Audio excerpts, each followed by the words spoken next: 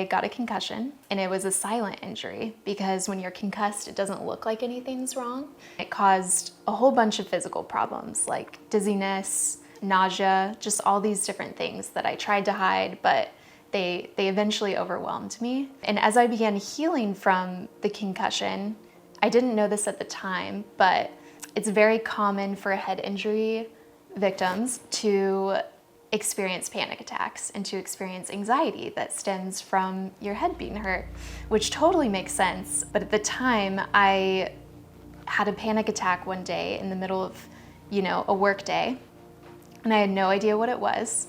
I was completely overtaken. It became so physical that I thought I was dying. And so that really flipped a switch for all of 2018, especially that fall. I had panic attacks every day. So I was, there was upwards of 20 panic attacks a day that didn't seem to come from any place. Like I couldn't find the root of it. I knew I had hit my head, but I was like, that doesn't make sense. Like, why am I in the subway right now and just feeling like I'm about to go crazy? And why is my head spinning? And why is my body and my heart racing? And why do I just want to sleep all the time? It was just all these questions, and I couldn't find the answer. And I finally just was like, God, I'm pretty desperate now, and if you don't heal me, then it won't ever come. Turned into this season of me becoming very childlike. My words got whittled down to help. So all I could utter to God was just help, please. My prayer journals during that season were literally just one words. That's all I could get out. And then also repeating a lot of what David said in Psalm, how long, oh God?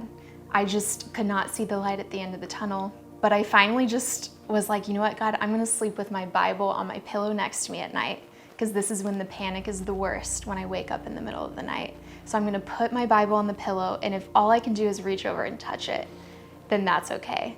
And so every night I would wake up panicking, not knowing why, just feeling like my body was about to collapse. And I would just reach over and touch his word. And that's really all it took for me to go back to sleep. And it cured nothing, but it was just a balm. And it was like touching his word felt medicinal. It felt like bread. It felt like life. And I was just able to sleep. During that time, I learned that he wasn't gonna rush pulling me out of the pit, but he was gonna come into the pit with me. So I think often when I pictured, in Psalm, we're described as being pulled out of a pit by God, and I used to picture God hovering above the pit and reaching down and pulling me out. But now I see him as the God who climbs the ladder down into the pit or jumps into the pit to lift you out next to you. I was so desperate for hope. I just needed to know that there was relief coming, and that the light I knew before hadn't left, and that I was not damaged.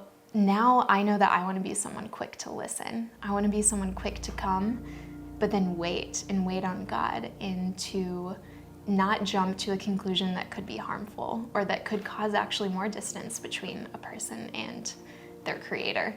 I love Psalm 18, where it says, God brought me out into a spacious place. He rescued me because he delighted in me. He did not rescue me because I did something right. He did not rescue me because I spent a lot of minutes in quiet time. He did not rescue me because I went to church on Sunday, but because he delighted in me.